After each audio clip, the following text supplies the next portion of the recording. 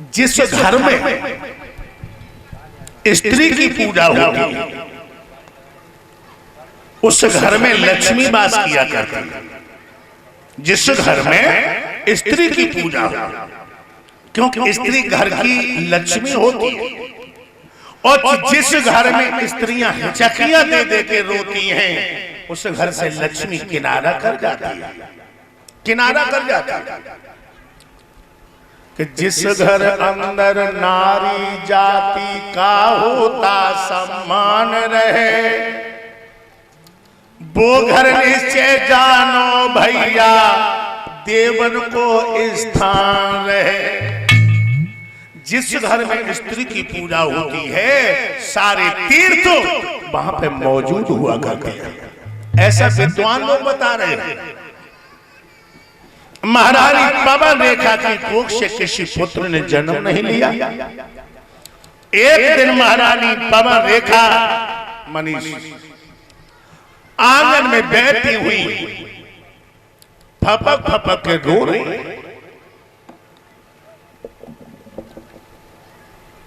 और यही सोच रही है कि भगवान मैंने अपने जीवन में ऐसा कौन सा पाप किया है जो कि मैंने अपने जीवन में पुत्र का मुख नहीं देखा।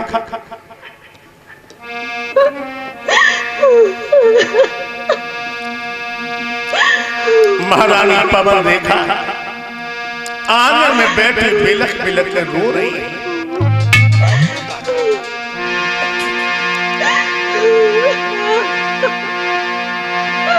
कहने लगी पिया मैंने कौन से पाप किए? कहते न पुत्र न शोभा होती है मम्मी, आंगन में बैठी की रोती है दुखिया।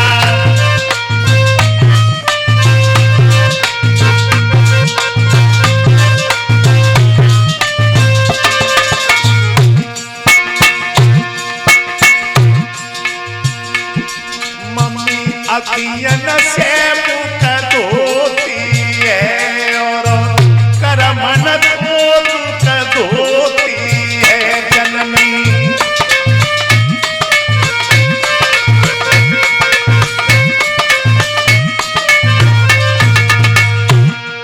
आज महारानी पवन रेखा आंगन में बैठी बिलख बिलख करके रो रही है। जब रो रही है और तब तक महाराज उग्रसेन का पदार्पण हुआ। महाराज उग्रसेन अपनी रानी के पास में जाकर के बैठ गए और कहने लगे हैं पवन रेखा कि पिया मैंने तुम्हारे वंश को दाग लगा दिया।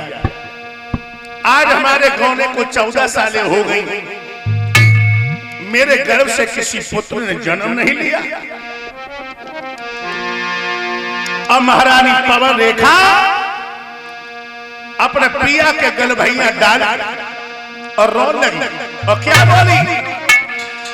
अरे कछु बात पिया रे होने की,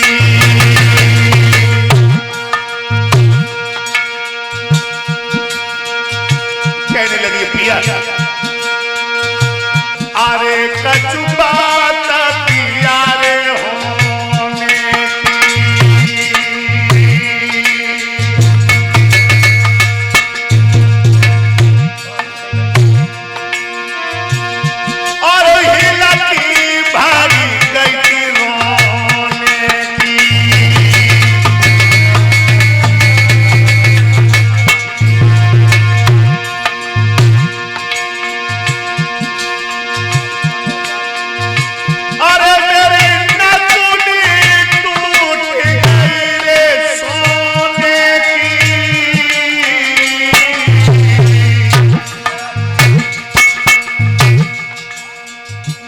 अरे जो बनी हथीरे सोने की।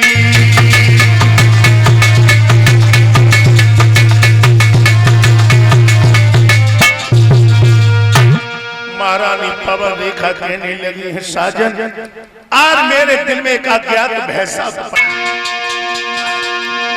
कहने लगे, स्वामी मेरी बिटिया सैया टूट भाल से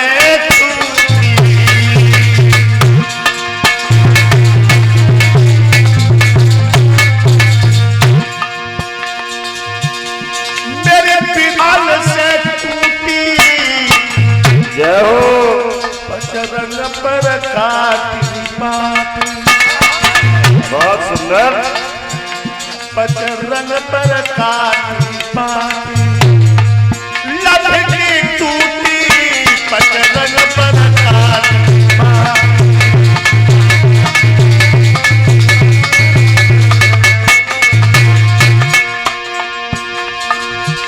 मेरे पिया गले को गिरो डालता,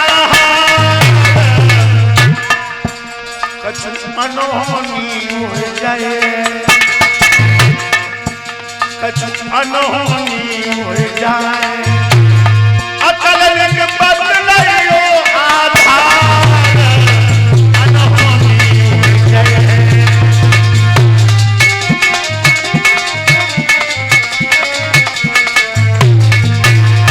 क्या बोली? मेरो जियारा धक धक होई रहे, मेरो जियारा धक धक होई रहे, मोए घर अंगना न सुहाई, मेरो जियारा धक धक होई रहे।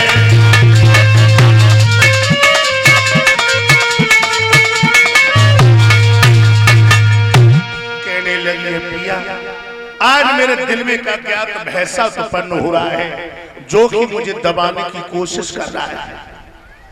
आज इस आंगन में मेरा मन नहीं लग रहा है। आज मेरा जी चाहता है कि हम जंगल में जाएं और महर्षि मुनियों के हम दर्शन करके आए। महाराज उग्रसेन कहने लगे, हे गोरी, जी तो मेरा भी चाहता है कि मैं तुम्हारे साथ में चलूं, लेकिन बहुत से ऐसे अधूरे मुकदमे हैं जो हम छोड़ आए, जो आज जाकर के मुझे निपटाने हैं। इसीलिए 4 घोड़ों वाला रथ लेकर के तुम चली जाओ। भाई 4 घोड़ों वाला रथ बताया है महाराज उग्रसेन ने कि जे लेकर के तुम चली जाओ और मैं फिर कभी तुम्हारे साथ में चलूंगा। श्री सुखदेव जी बता रहे महाराज परीक्षित, आज महारानी पवन रेखा 4 घोड़ों वाले रथ पे सवार हुई और 4-5 लड़कियां भी चली महारानी पवन रेखा के साथ में, जिनमें से एक लड़की रथ हाँकने बड़ी पारंगत है और चलते चलते ये रथ कहां पहुंचा? एक बियाबान जंगल में, एक निर्जन लला कदम कदम पे मौसम गुलजार कर रहा है, कोयल बोल रही है, पपिया बोल रहा है,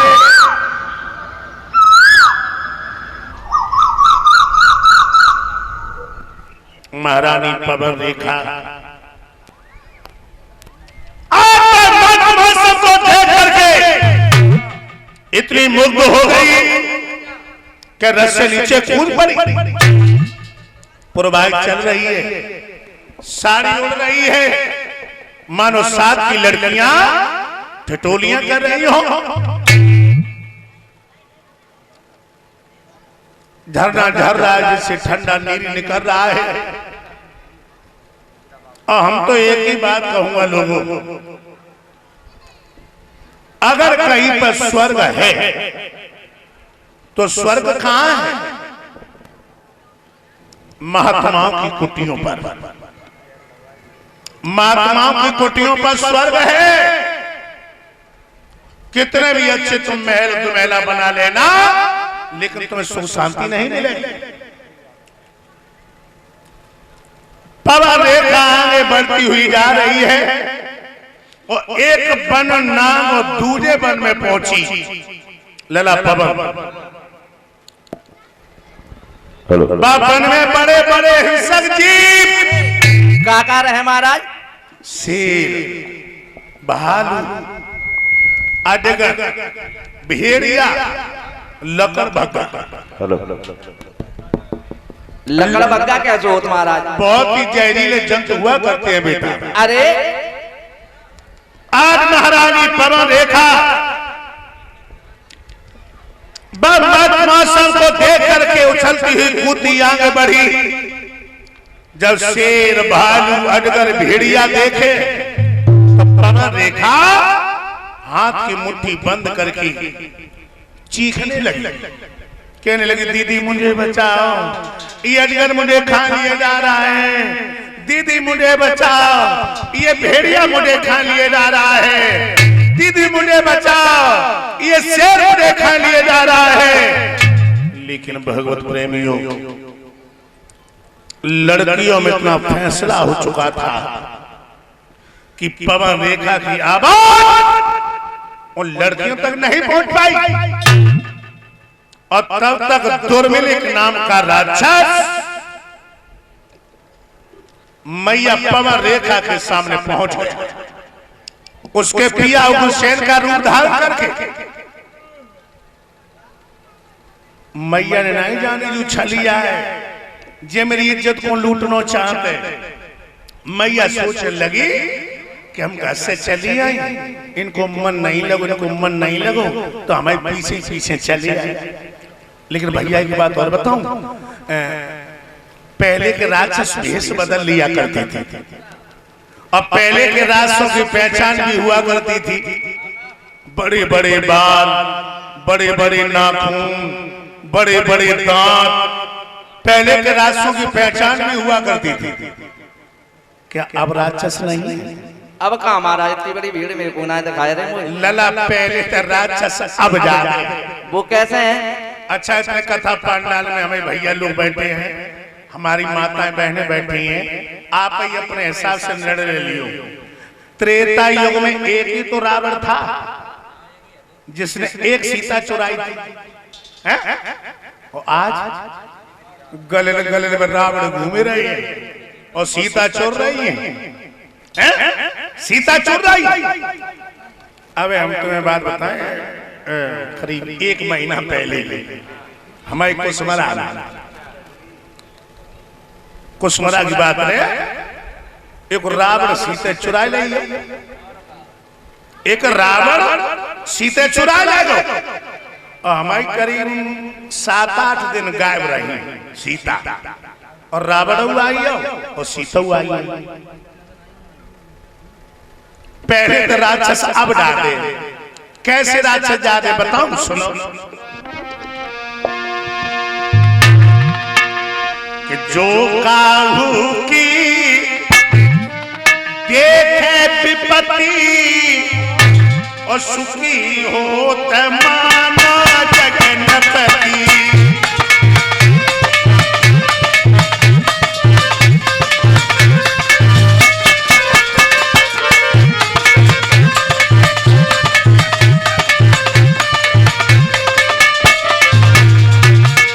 जो काहू की देखे विपत्ति, पतो चल जाए कि फलाने गांव में भैया कल 1 लाख रुपया की भैंसिया लेके आओ, बेचारो शाम को बांधियो सवेरे मरी, तो जा समझे हम तो संसार की दाढ़ जे।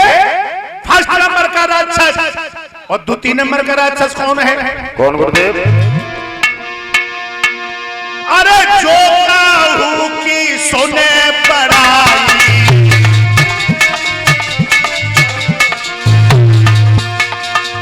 जो काहू की सुने बड़ाई और सांस ले तजम जूड़ी आई, सांस ले तजम